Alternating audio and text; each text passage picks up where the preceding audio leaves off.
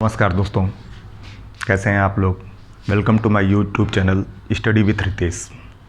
दोस्तों, आज हम ऐसे के कुछ इम्पॉर्टेंट टॉपिक के बारे में आपको बताएंगे। जैसा कि प्रीवियस सेक्शन में हमने देखा था कि how to write a effective essay, आप किस तरीके से अपने एसे को बहुत अच्छा बना सकते हैं, जिसके बारे में हमने कुछ बातें बताई थी, जिसके बारे में आप बहुत अच्छे से कुछ सीखे हो और कुछ आगे सीखने की ज़रूरत है। उसी श्रृंखला में 2-3 चीज़ें हम भूल चुके थे उस समय, तो उसको पहले आप जान लीजिए कि वो क्या क्या चीज़ें हैं। जैसे कोई ऐसे लिखते समय पहले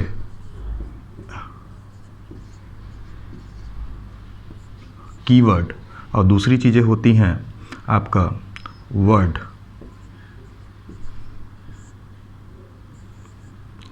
कीवर्ड का मतलब क्या होता है, जैसा कि जितने सेक्शन में आपके एसे डिवाइडेड थे, जैसा कि हम बात करें पॉलिटिकल एसे हो गया, सोशियोलॉजिकल एसे हो गया, लिटरेरी एसे हो गया, आपका साइंस एंड टेक्नोलॉजी से रिलेटेड हो गया, कुछ आपके एग्री ट्रेड वगैरह से हो गया रिलेटेड, नेशनल पॉलिसीज से हो गया रिलेटेड। तो इन सभी एसेस की अपनी एक कीवर्ड है। जैसे साइंस एंड टेक्नोलॉजी के एसे को अगर आप लिटरेरी एसे की तरह लिखोगे तो उसमें क्या होगा कि बहुत सी प्रॉब्लम आएंगी।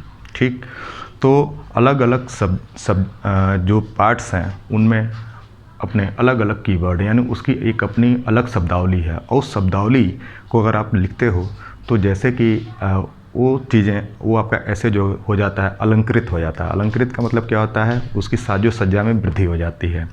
तो पहली चीज़ क्या है कि कीवर्ड का जानकारी होना बहुत ज़रूरी है। ये चीज़ें हो गई। दूसरी चीज़ क्या होती है कि कई लोग ये बोलते हैं कि क्या प्रॉपर जो है वर्ड्स जो होती हैं वो बहुत ज़्यादा जो है कैसे वर्ड को लिखने हैं पूरे ऐसे लिखते समय। तो याद रखिएगा, आप कभी भी वर्ड का ऐसा चुनाव ना करें कि जो कि आपके समझने में भी दिक्कत हो, एग्जामिनर के समझने में भी दिक्कत हो। कई बार क्या होता है कि हम गलत वर्ड्स का प्रयोग कर लेते हैं और पूरे ऐसे का जो खाका होता है वो बिगड़ जाता है। क्यों?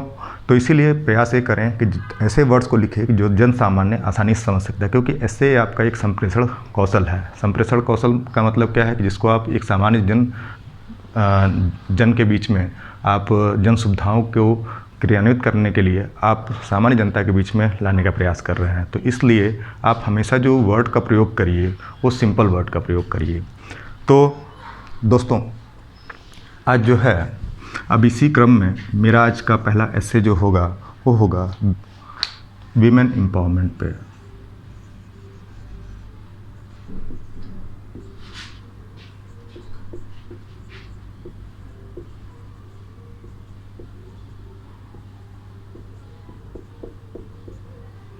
दोस्तों, जैसा कि देखा आपने वीमेन एम्पावरमेंट, पहला चीज़ क्या है कि 2 शब्दों की ही बात अगर हम करें, इसमें वीमेन और एम्पावरमेंट 2 अलग अलग चीज़ें हैं।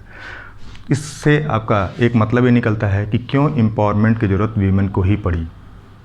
जैसा आपने देखा होगा कि कई आप रिपोर्ट्स पढ़ते हो जो है गवर्नमेंट एजेंसीज़ के द्वारा, कई आप जो है ऐसे पढ़ते हो और भी कई तरीके की चीज़ें आप देखते हो, तो उसमें आप जनरली वुमेन एम्पावरमेंट को लेकर के तमाम ऐसे आते रहते हैं, तमाम रिपोर्ट्स आती रहती हैं।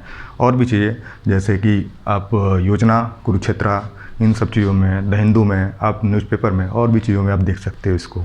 ओके, तो क्यों इसकी ज़रूरत पड़ी, इसके पीछे याद रखिएगा ये जो है वर्ड और ये जो वर्ड है दोनों इंटरलिंक तभी होंगे जब आप पहले इसके बारे में बहुत अच्छे से समझो। ठीक, अब वीमेन को समझने के लिए सबसे पहले आपको जानना होगा कि आखिर में जो है इसको एम्पावरमेंट की ज़रूरत क्यों पड़ी। जैसे कि इसको अगर हिंदी में हम कहें तो इसका मतलब ही होता है कि महिला सशक्तिकरण। ठीक, यूनाइटेड नेशन एक ग्लोबल ऑर्गेनाइजेशन है जिसने 4-5 तरीके की बातों को बताया। जैसे कि पहली चीज़ की क्या है कि वेमेन के अगर अंदर सेल्फ वर्थ की पावर हो, यानी वो अपने आप को समझ सके कि मेरा वजूद क्या है। ठीक, दूसरी चीज़ कि right to choice,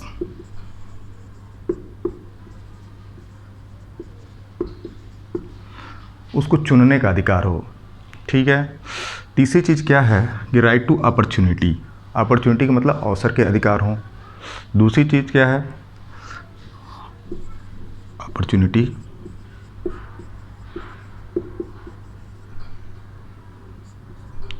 social transformation,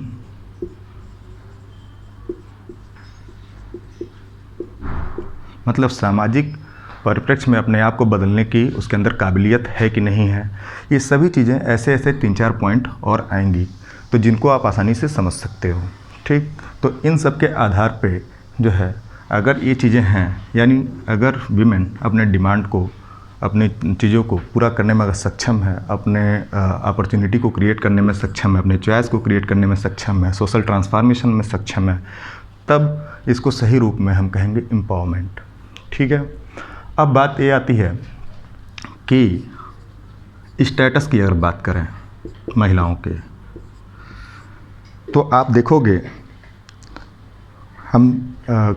आप देखोगे ये कि इंडस वैली सिविलाइजेशन है, सिंधु घाटी सभ्यता के समय से लेकर के और आज के समय तक, यानी मॉडर्न एज जो आज के समय में चल रहा है, जो आप 21वीं सदी में आप जो देख रहे हो चीज़ों को, तब तक महिला की स्थिति में क्या आमूलचूल परिवर्तन आया है। जैसा कि अगर हम बात करें कि इंडस वैली सिविलाइजेशन में देखा जाता था कि उस समय 2 तरीके के देवताओं की पूजा होती थी, जैसा कि मेल गॉडेसेस की, मेल जो देवता थे और फीमेल देवता। मेल देवता की अगर हम बात करें तो पशुपति की पूजा होती थी, और महिलाओं की भी जो पूजा होती थी उसमें जो महिला जो देवता, देवी देवता वगैरह होते थे उनकी पूजा करते थे। यानी कहने का मतलब देखा जाए तो होल सोसाइटी जो है पैट्रीआर्कियल के साथ साथ मैट्रीआर्कियल भी था। ठीक, उसके बाद से क्या हुआ कि वैदिक पीरियड आया। वैदिक पीरियड में क्या हुआ कि महिलाओं और पुरुषों को, इवन इंडस वैली सिविलाइजेशन में भी महिलाओं और पुरुषों को समान अधिकार दिए गए थे। यानी महिलाओं को भी वही अधिकार प्राप्त थे जो पुरुषों के अधिकार प्राप्त थे। यानी कोई भी धार्मिक अनुष्ठान से लेकर के शासन प्रशासन, इन सभी चीज़ों में महिलाओं को वो पूरे अधिकार मिले थे जो पुरुषों को मिले थे। ठीक है, उसी क्रम में आप देखोगे जैसे कि गार्गी, मैत्री और तमाम तरीके की महिलाओं ने क्या हुआ कि अपना उस समय परचम लहराया। कैसे? क्योंकि उनको पूरे अधिकार मिले थे, उपनयन संस्कार भी होता था। लेकिन जैसे जैसे ये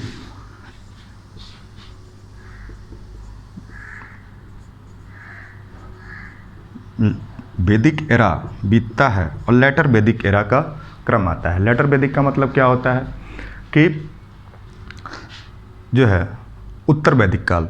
उत्तर वैदिक काल जब आता है तो महिलाओं की दशा में कुछ परिवर्तन आता है। क्या परिवर्तन आता है कि उनके कुछ अधिकार जो होते हैं लिमिट कर दिए जाते हैं। क्यों? क्योंकि उस समय सबसे इम्पॉर्टेंट चीज़ आ गई रहती है आप सोसाइटी के अंदर, वर्ण व्यवस्था।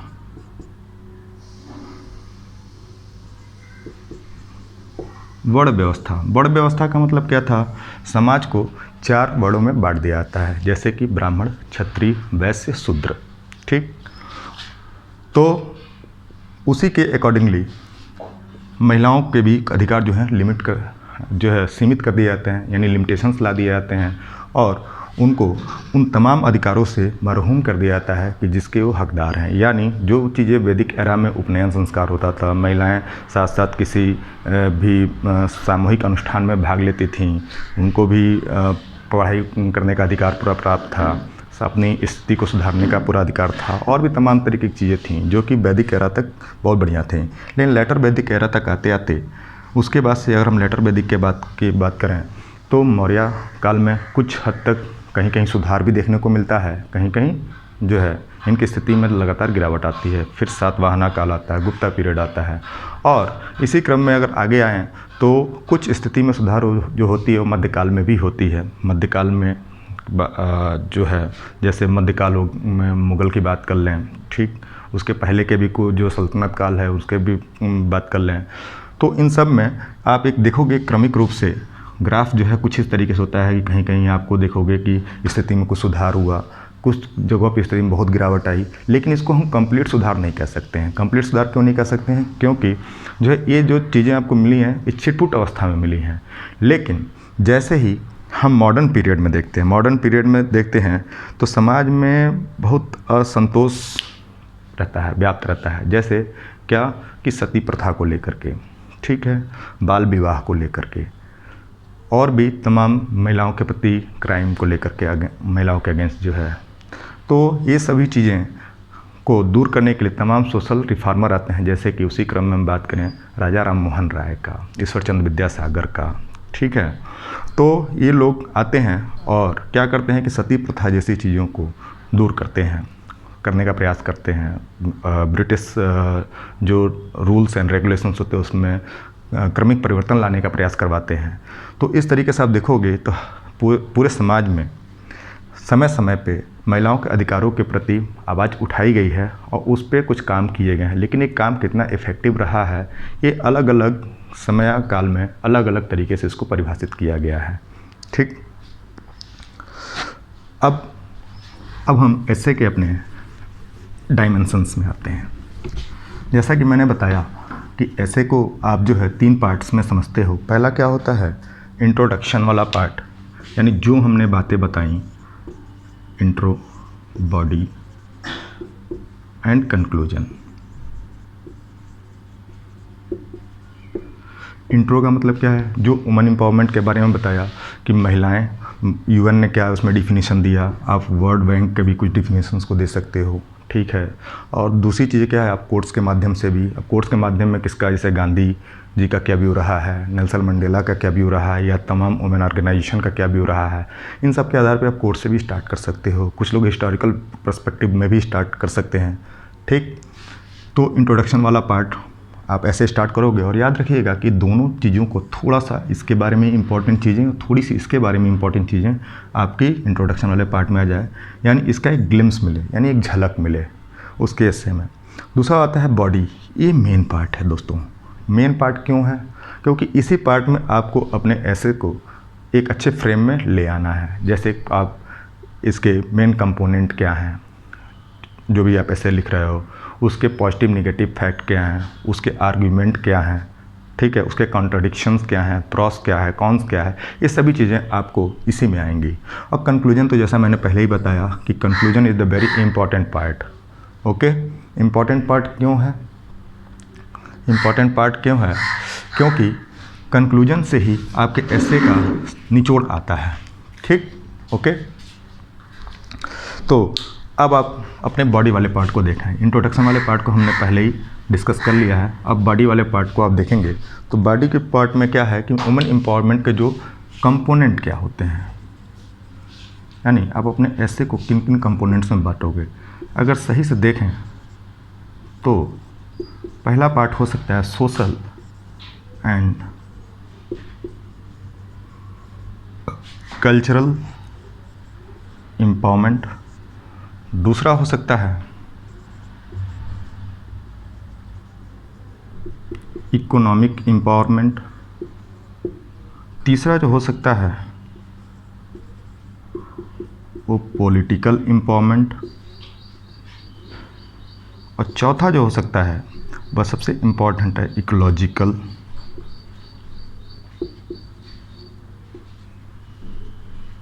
एम्पावरमेंट। और उसके बाद से आता है, आप और भी चीज़ें कह सकते हो, मीडिया, टेक और भी तमाम तरीके की जो चीज़ें होती हैं वो सब चीज़ें आ जाएंगी आपके। और एक लास्ट हम पॉइंट अपने तरफ से जोड़ देते हैं, अदर्स कर सकते हो।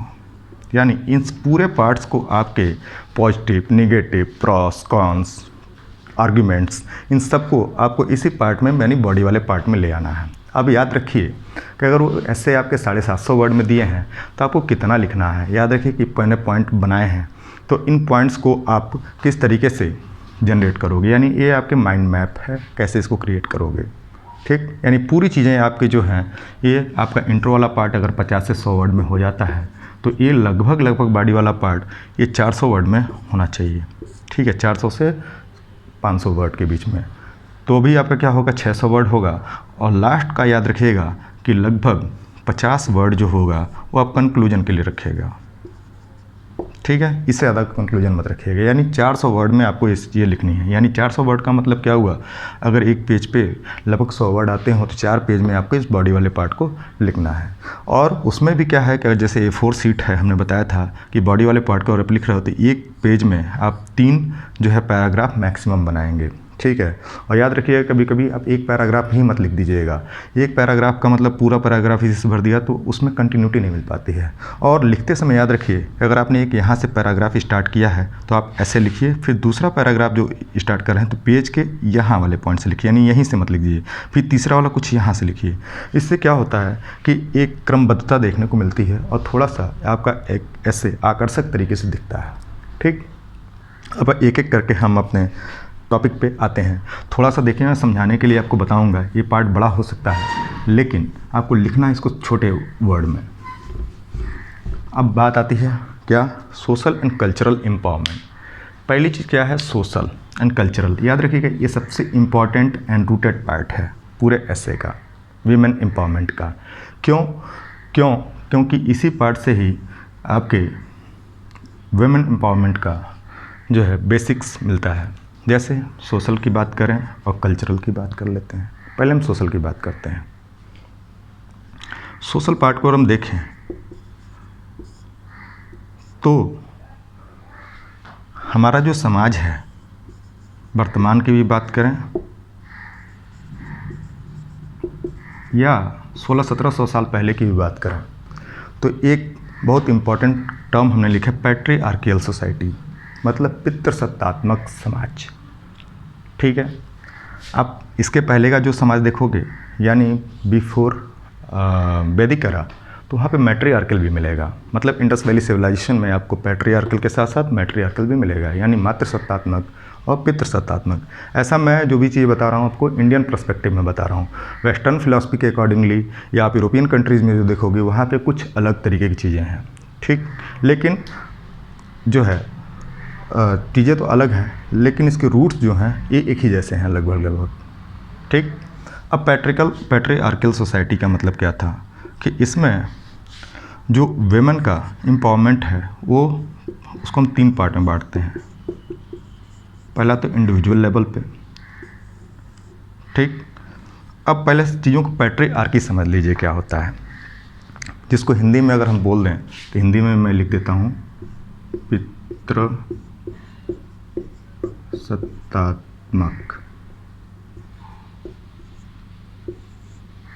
थोड़ा समझ लीजिएगा आप लोग, राइटिंग रफ है। ओके, अब पितृसत्तात्मक को समझिए, पितृसत्ता क्या होती है। जैसा कि वर्णा सिस्टम आया कब, लेटर वैदिक एरा में, तो उस समय समाज को 4 भागों में बांटा गया।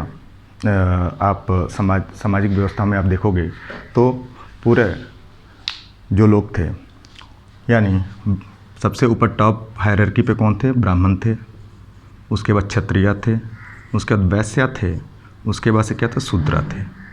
ठीक, तो इस क्रम में महिला की अगर हम बात करें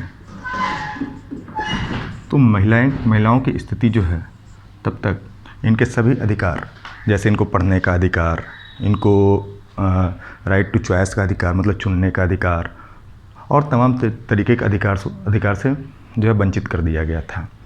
कारण क्या था कि समाज ने जैसा यहाँ पे नियमावली बनाया महिला के लिए, ठीक, उसी के अकॉर्डिंगली आज तक चलता आ रहा है पितृसत्तात्मक समाज। यानी एक फैमिली की अगर हम बात करें तो एक फैमिली में भी 2 तरीके की फैमिली होती है।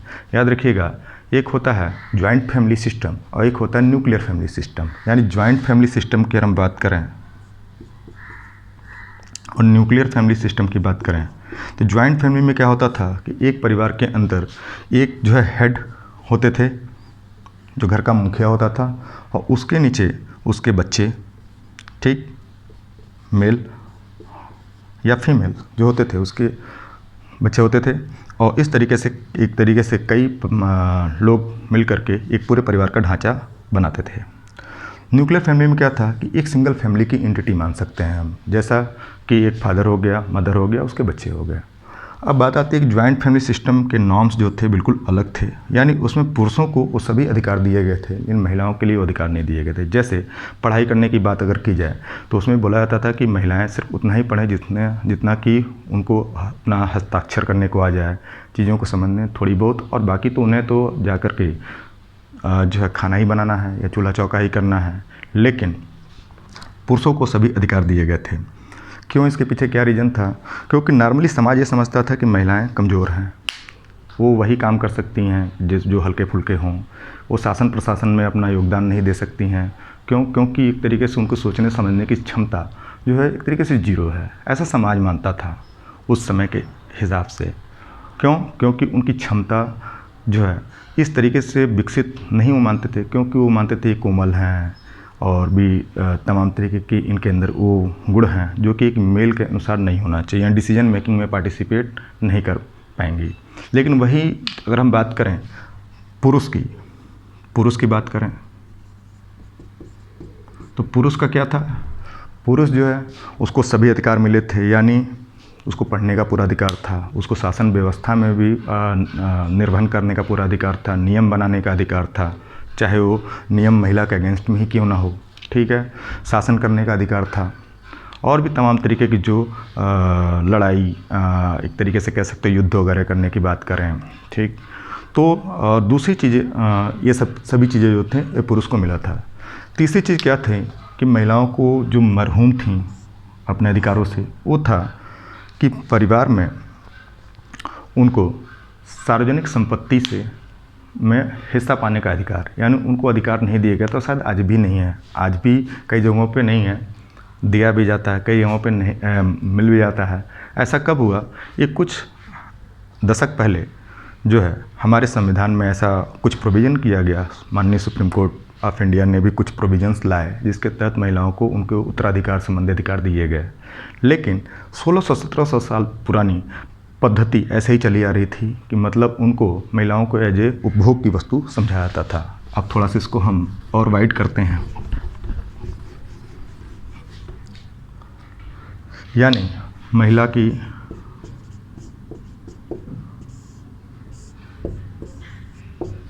दशा सत्तात्मक समाज में कैसे थी, यानी सिंपल जो महिला जो थी उपभोग,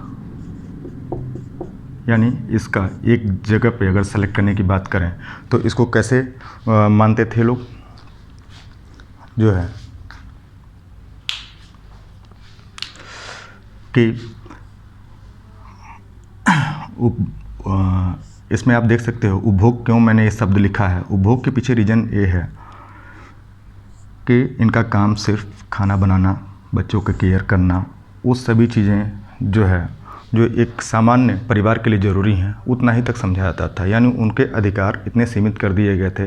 पढ़ाई लिखाई कई फैमिलीज़ में आप देखोगे कि अपर जो कास्ट सिस्टम में आप देख सकते हो, ब्राह्मण और क्षत्रिय में, वहाँ पे कुछ अधिकार दिए गए थे, लेकिन इतने अधिकार नहीं दिए गए थे कि वो अपने राइट्स को प्रूव कर सके, यानी जो है आगे इस प्रशासन में जा सके, प्रशासन में जा सके, नेता बन सके, ये सभी चीज़ें नहीं रखी गई थी। तो ये उपभोग की वस्तु समझी जाती थी। ओके, अब इसी क्रम में ऐसा क्यों हुआ? क्योंकि समाज ने उनको एक तरीके से सोशल जो है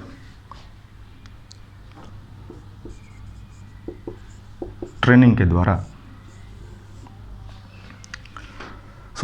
द्वारा इनके अंदर वो सभी प्रॉपर्टी भर दिए थे जिसके माध्यम से उनका विकास हो पाना बड़ा मुश्किल था, यानी जो है कि पूरी तरीके से इनका विकास जो है अवरुद्ध हो रहा था। कैसे? क्योंकि एक मिनट, थोड़ा